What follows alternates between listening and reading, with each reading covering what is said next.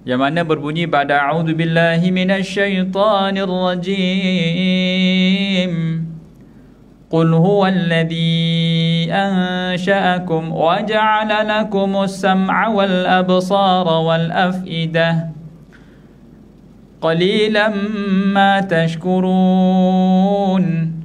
Qul huwallazi dhara'akum fil ardi wa ilaihi tuhsyarun. Shadaqallahul azim, yang bermaksud katakanlah, dialah yang menciptakan kamu dan menjadikan kamu pendengaran, penglihatan dan hati. Tetapi amat sedikit di kalangan kamu yang bersyukur. Katakanlah, dialah yang menjadikan kamu berkembang biak di muka bumi, dan hanya kepadanya lah kelak kamu akan dikumpulkan. Baik, Allah Subhanahu wa taala berfirman pada ayat ke-23 ini dengan bertitah berfirman kepada Nabi Muhammad sallallahu alaihi wasallam, katakanlah wahai Muhammad, dialah yang menciptakan kamu dan menjadikan kamu pendengaran, penglihatan dan hati. Ya. Allah Taala bagi kat kita 3 panca indera yang kebanyakan manusia akhirnya kurang syukur. Pendengaran, penglihatan dan hati ni tuan-tuan perempuan adalah anugerah Allah rupanya. Ya, mata, telinga, mata dan hati. Dalam banyak-banyak keadaan ataupun dalam banyak-banyak situasi dalam Al-Quranul Karim, Allah Subhanahu wa taala bila gambarkan panca indera, Allah Taala akan dahului pendengaran. Inna sam'a wal basara wal fuad. Sesungguhnya pendengaran, penglihatan dan fuad, hati. Dan ayat ini pun sama. As-sam'a wal absara wal af'idah. Kenapakah pendengaran disebut lebih awal baru penglihatan dan hati? Kerana secara manusiawinya pendengaran itu adalah deria yang lebih dominan berbanding mata. Ya. Sebab anugerah pendengaran Allah Ta'ala kurniakan pada kita semua bermula sejak daripada dalam perut ibu lagi. Sedangkan mata kita tak nampak, tapi kita boleh dengar. Sebab itu bila kita jumpa ibu yang mengandung ataupun kita sendiri yang tengah mengandung, ibu-ibu lah, bapa-bapa tak mengandung, dia mengandung tak melahirkan anak, ya. Kalau kita ibu yang mengandung ataupun kita duduk sebelah ibu yang mengandung ataupun kita ada isteri yang mengandung, kita selalunya cakap yang baik-baik, kita puji mak dia, kita cakap dengan baby, kita selalu baca Quran kerana dia dengar. Dia dengar, ya. Dan kadang-kadang dia gerak. Kan kita dapat rasa pergerakan baby dalam perut. Sebab tu kalau doktor kata kalau dia tak turun tu, dia tak engage dekat tempat saluran nak keluar tu, selalunya ibu baby kena pujuk dia, cakap dengan baby tu, turunlah, turun. Gitu, ya. Dan sama juga deria yang paling akhir sekali dicabut bagi manusia adalah deria telinga. Ya, kalau kita ziarah orang sakit, bedridden, orang koma dan sebagainya, kadang-kadang kita ziarah dia mengalir air mata dia. Mata dia tak buka tapi air mata mengalir. Dia macam nak respon something, tak boleh respon. Suara tak ada, mata tak boleh buka, tapi dia dengar siapa bagi salam, Assalamualaikum, cakap gitu, ya. Dan kalau boleh kita bagi dia kata-kata semangat. Nanti dah sihat kita pergi mancing sama-sama. Gitulah. Kita dah sihat nanti kita main golf tau. Kita bagi dia kata-kata semangat. Dan kalau kita mentalkinkan orang ataupun kita sebutkan la ilaha illallah dekat telinga dia, kita jangan sembang-sembang dah lepas tu, ya. Mungkin dia dalam fatrah tempoh sakaratul maut, kita pun pergi bisik kat telinganya la ilaha illallah, kita kata gitu dah. Lepas tu dah tak payah orang lain pun datang sembang lagi, orang lain datang sembang lagi, dia dah sedia untuk pergi dah. Ni bagi orang yang tengah-tengah nazar lah. Dan kadang-kadang dia tak mampu nak ungkapkan kalimah la ilaha illallah tu, dia Allah, ataupun cukup kita tengok lidahnya bergerak, cukup dah, selesai. Cuma jangan havoc sangat dekat sebelah orang sakit tu. Orang tu tengah nak sakit, nak pergi ke negara akhirat tu, kita pula sembang-sembang. Cukup sekadar kita bagi salam ataupun kita tak payah involve, biar dah ditalkinkan, biar aja gitu, ya. Sama di dalam surah Al-Kahfi pun, kalau kita tengok dulu pernah kita bicarakan surah Al-Kahfi itu, bagaimana Ashabul Kahfi, pemuda-pemuda itu, orang ramai tak berani dekat kerana matanya terbuka. Dia tidur tapi mata terbuka. Orang yang tidur, deria yang paling penting sekali dia nak kena jaga adalah deria telinga. Orang yang tidur selalunya pendengarannya hilang, mata dia tetap berfungsi. Sebab tu ada orang tidur mata terbuka. Kau ni tidur ke? Tidur ni terbuka mata, rupanya tidur. Tapi kalau disuluh dengan lampu, kuncup kembang, mata dia berfungsi, tapi dia tengah tidur. Ada orang begitu, ya. Makna kata bila deria telinganya shut down, maka dia sedang tidur yang nyenyak. Dalam Al-Quran, bila Allah Ta'ala sebut manusia yang ingkar pada Allah Ta'ala, Allah akan sebut bagaimana dia menyumbatkan semua jari jemarinya ke dalam telinga. Yaj'aluna asabi'ahum fi adhanihim, sumbat dalam telinga, tak mau dengar. Kita kalau orang yang tak nak dengar tu, satu jari sudahlah, tak nak dengar dah. Semua masuk, punyalah tak nak, ya, tutup rapat.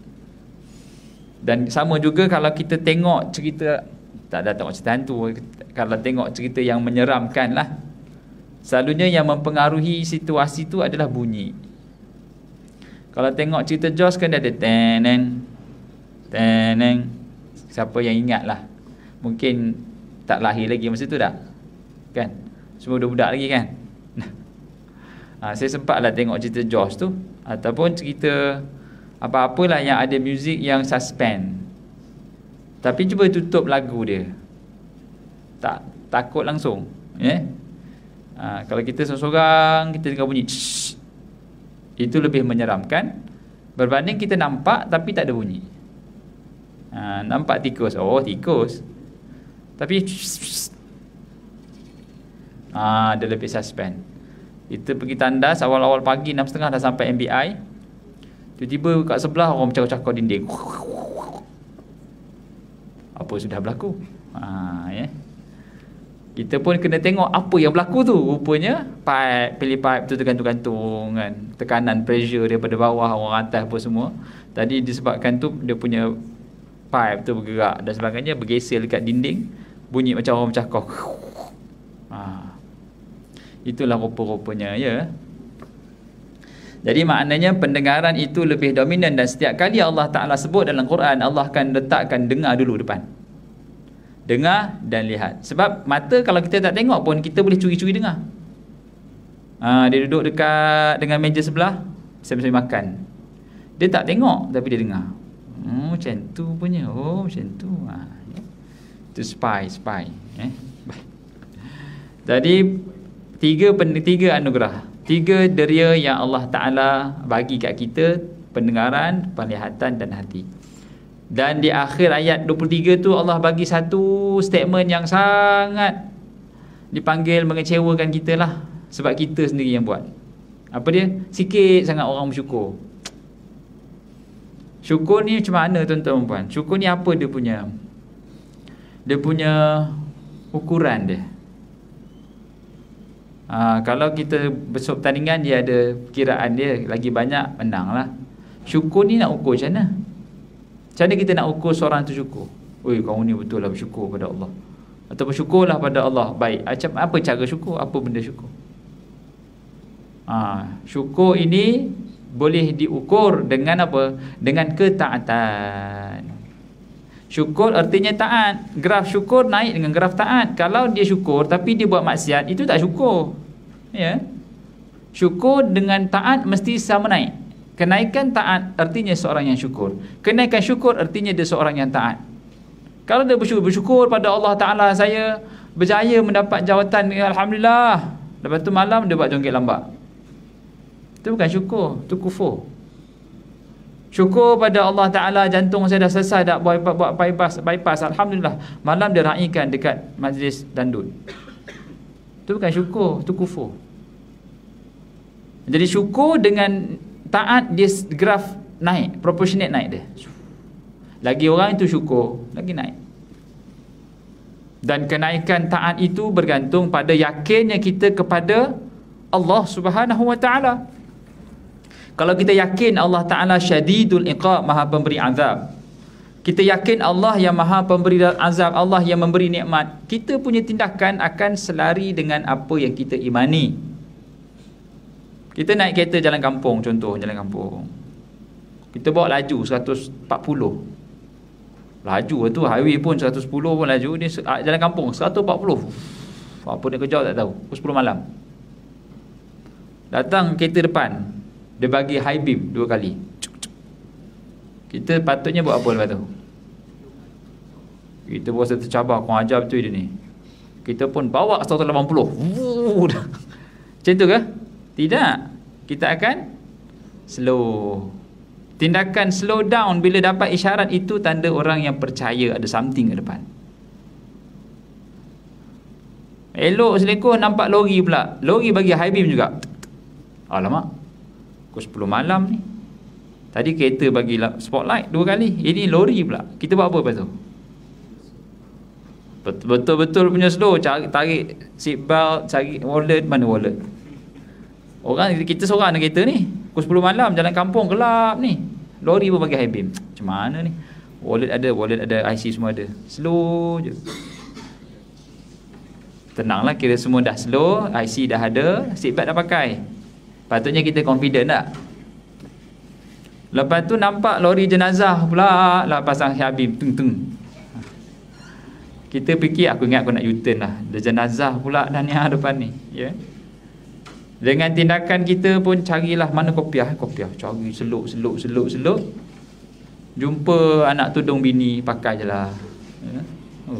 Macam rappers dah, rasa macam dakmi dah. Ya, macam rappers lah. Sebab dan aku ada Roblox, adalah kopiah tu, bukan kopiah ada. Ini stokin anak ni encik pakai ni, sudah. Patut bau haprak dia tu. Ya, pakai stokin anak kat kepala, nampak putih je serkup.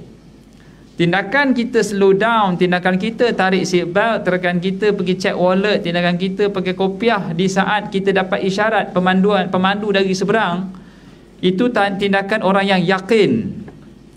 Tindakan itu diterjemahkan dengan keyakinan kita kepada Allah Ta'ala yang empunya akhirat, yang menjanjikan adanya azab, yang menjanjikan adanya azab kubur, yang adanya akhirat, yang ada padang mahsyar. Tindakan kita sepatutnya akan lebih baik. Kerana apa? Kerana kita yakin Allah Ta'ala bagi tahu syadidul iqab, ada azab, ada neraka, ada syurga. Tapi kalau tindakannya bercanggahan dengan apa yang diberi khabarkan, maka iman kita questionable. Ya, macam tadilah ada orang bagi high beam. Takkan nak bawa 180 kot bang.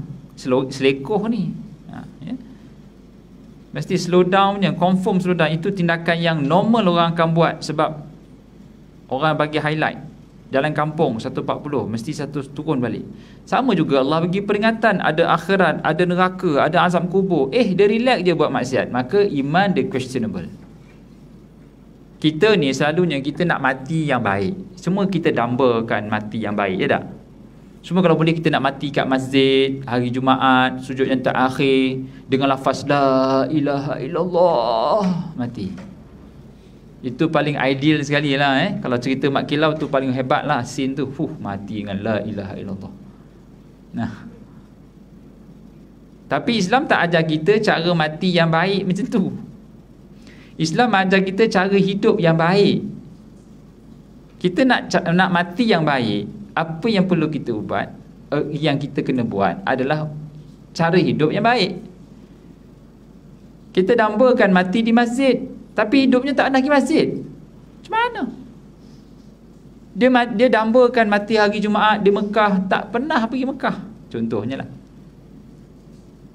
Kalaulah mati hari Jumaat pun tapi perangainya penyangak, ya, Dia mati Jumaat ustaz, tapi bawa balik kelab malam. Alah, kita kata baik tak? Tak ada. Bagus ustaz mati hari Jumaat, alhamdulillah, hari Jumaat pula tu dekat masjid. Rupanya tengah korek tabung masjid. Jam. Elok tengah mancing dalam tabung tu, jam jatuh, bam jatuh, mati. Dia mancing tau, mancing kat kolam, dia mancing dalam tabung masjid. Dia ambil benang, ambil chewing gum. Umpan dia chewing gum, jatuh kan.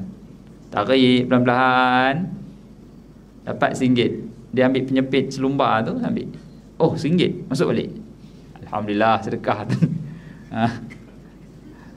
Melekat chewing gum, tarik balik RM5.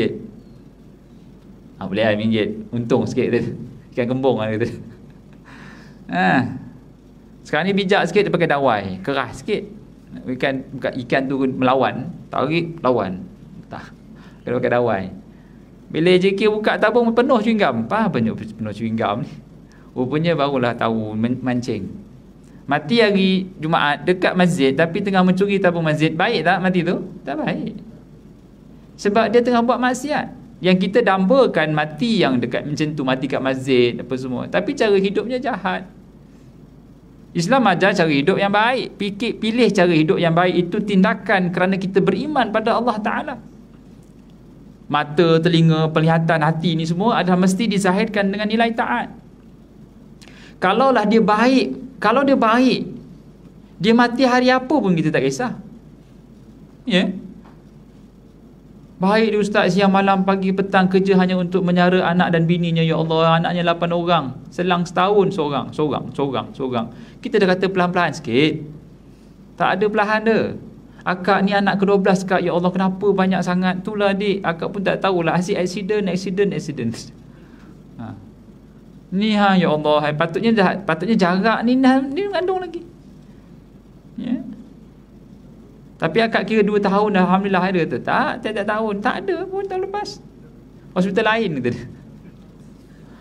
Tak apalah kak, syukurlah kak, paling kurang akak sempat sampai pintu. Kakak tahu tak tahun lepas ada seorang makcik tu, dia pintu hospital tu, dia beranak depan hospital, bersalin depan pintu, tak sempat tolak ke dalam.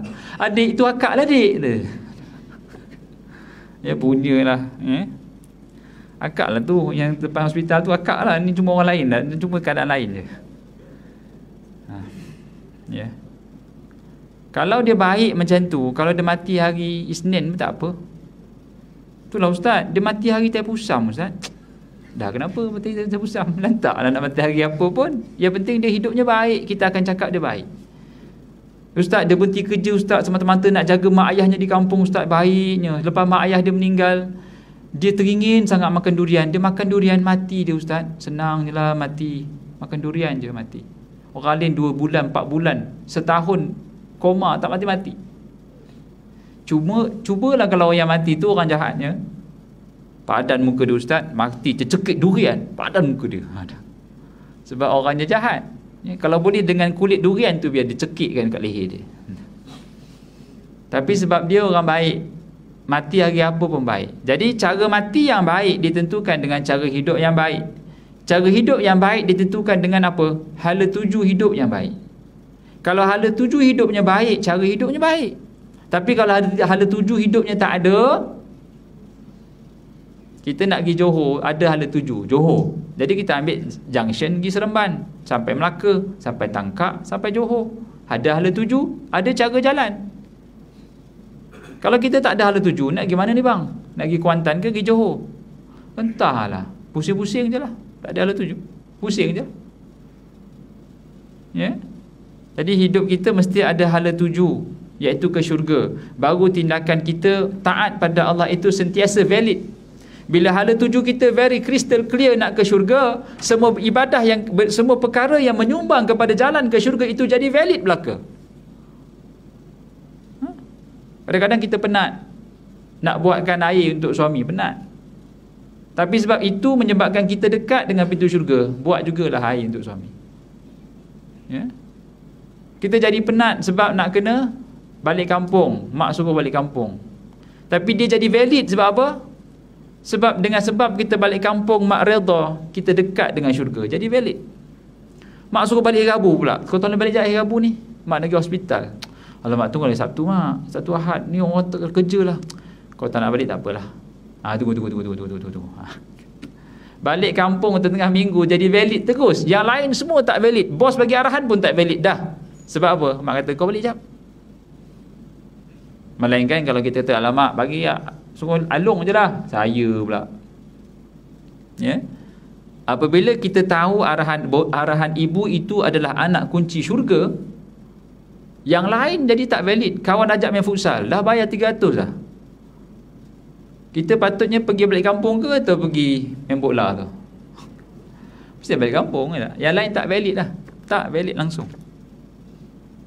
Begitu. Bila mana kita ada hala tuju, dan hala tuju itu jelas, iaitu syurga, redha Allah, semua tindakan menuju melestarikan matlamat hala tuju yang benar ini menjadi valid.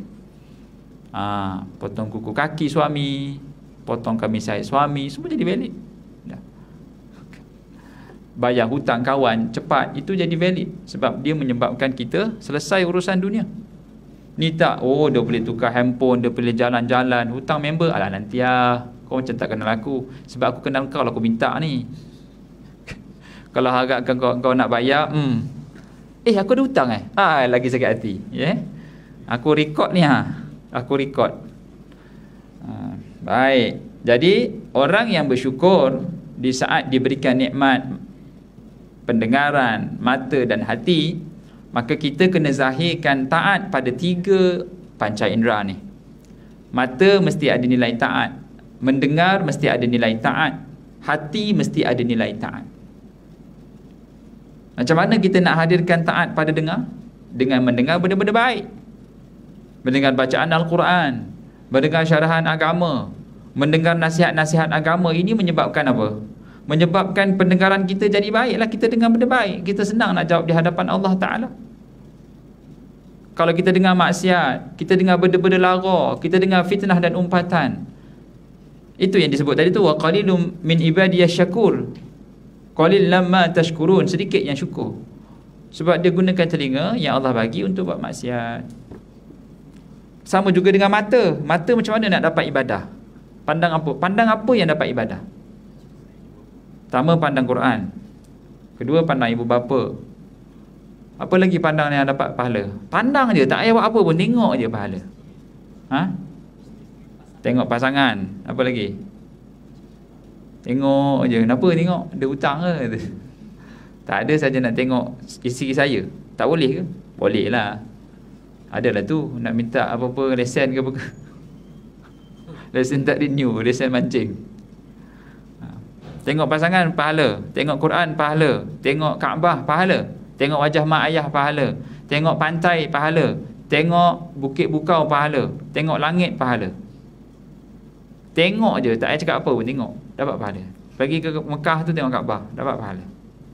Tengok wajah ibu dan ayah, tengok wajahnya, itu pahala, besar pahala. Waktu balik kampung ni benda yang besar, kerana ada mak ayah. Selagi mana ada mak ayah, tataplah wajah mereka.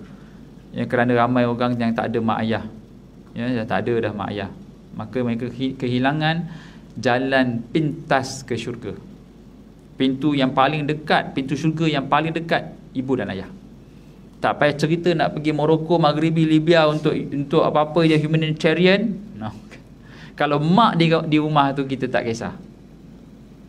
Kita kisahkan pintu syurga yang nun jauh, pintu syurga depan mata tak dikisahkan.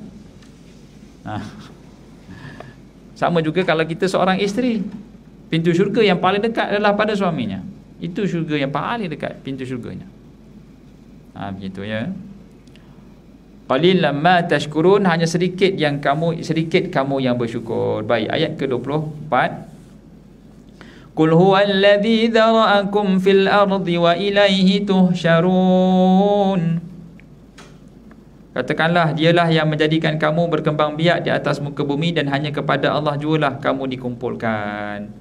Jadi Allah Subhanahu wa ta'ala jadikan kita ini selalu berkembang biak. Sebab itu antara perkara ataupun sunnah Nabi SAW adalah berkahwin.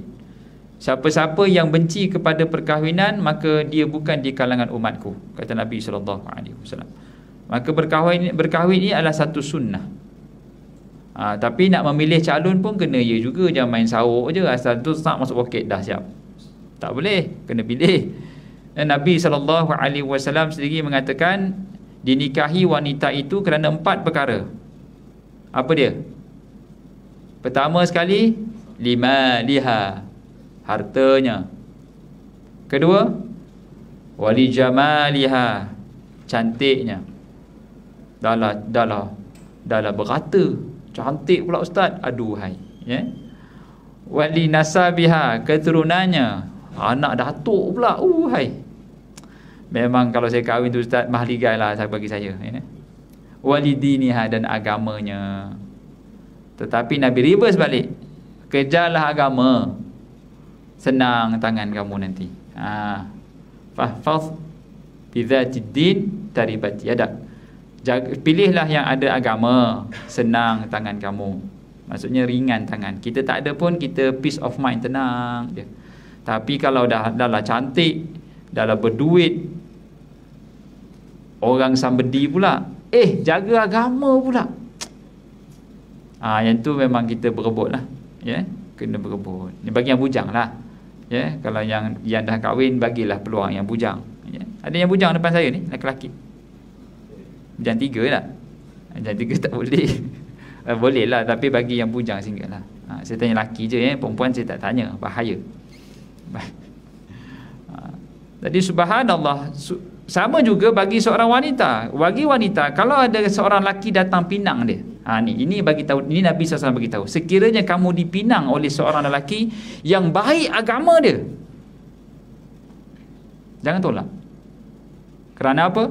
Kerana dikhawatiri fitnah akan sampai. Kalau kita dipinang oleh seorang lelaki yang dah baik, memanglah muka tak berapa nak siap sangat. Muka dia okey lah, tapi tak berapa nak siap lah, sebab mungkin tak ada orang nak uruskan, ya.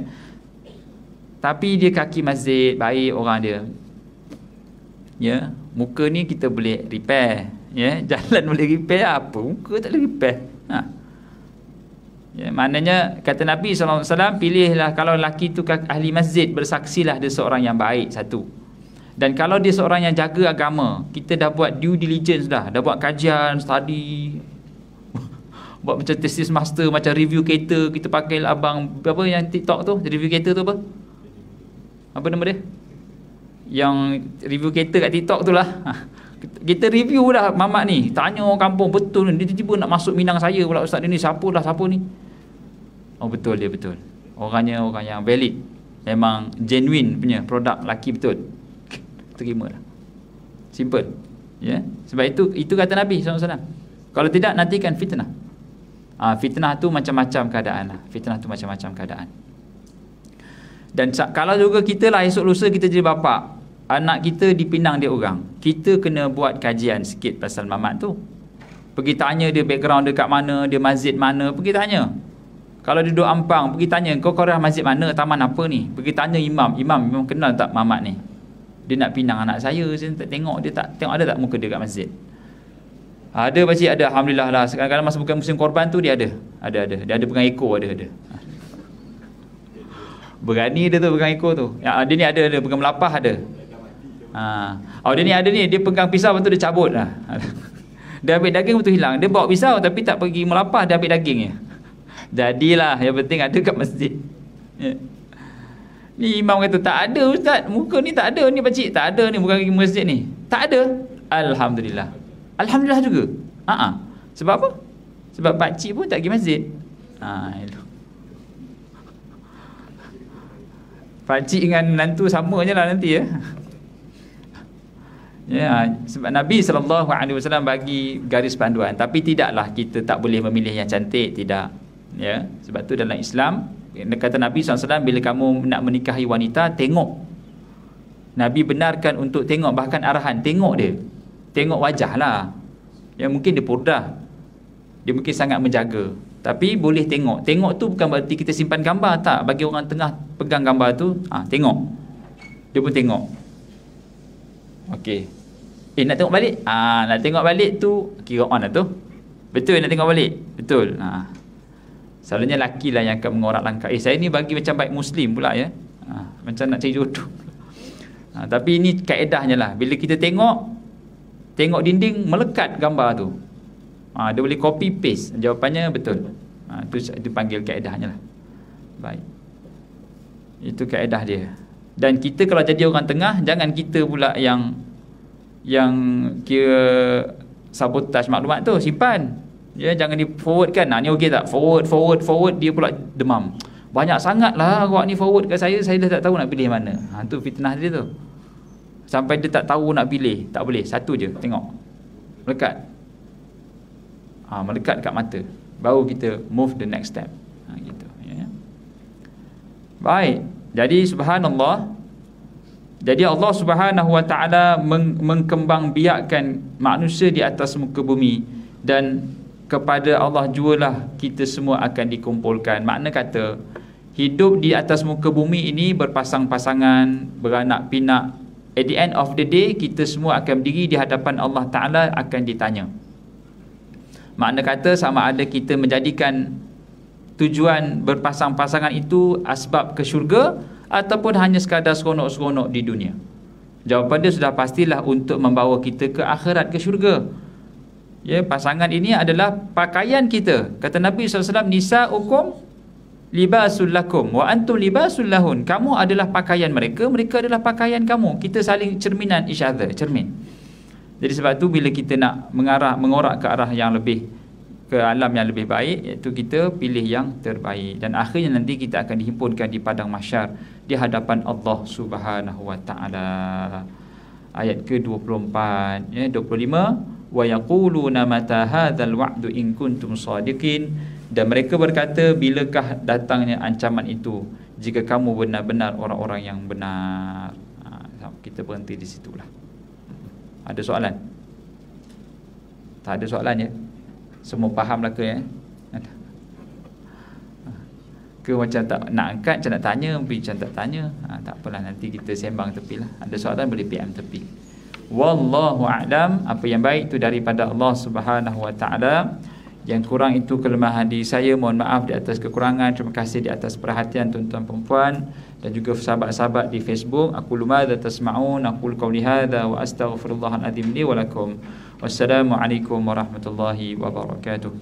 A'udzu billahi minasy syaithanir rajim. Bismillahirrahmanirrahim. Alhamdulillahi rabbil alamin, wassalatu wassalamu ala asyrafil anbiya'i wal mursalin sayyidina Muhammadin wa ala alihi wa sahbihi ajma'in. Allahumma ya Allah ya Tuhan kami, ya Rahman ya Rahim, ampunkan segala dosa kami, dosa kedua ibu dan bapa kami, dosa guru-guru kami, dosa datuk nenek moyang kami, dan dosa seluruh umat Islam yang masih hidup ataupun yang telah mati. Allahumma ya Allah ya Tuhan kami, ya Rahman ya Rahim, seperti mana Kau himpunkan kami pada tengah hari ini ya Allah, maka himpunkanlah kami di syurga bersama dengan orang yang kami kasihi. Rabbana atina fid dunya hasanah wa fil akhirati hasanatan wa qina adzaban nar. Wa sallallahu ala sayyidina Muhammadin wa ala alihi wa sahbihi ajma'in.